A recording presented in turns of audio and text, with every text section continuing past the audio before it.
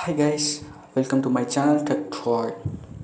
If you are using WhatsApp status download app which are available on so many platforms like browser, Play Store, etc.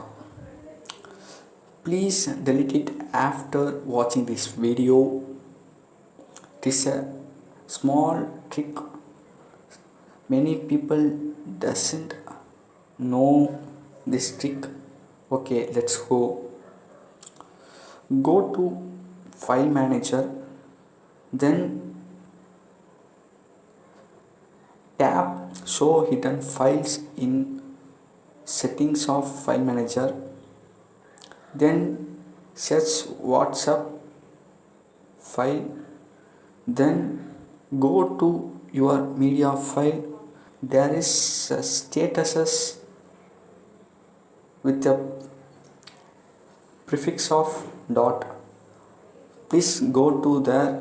It will be surprise for you. There are your friends statuses.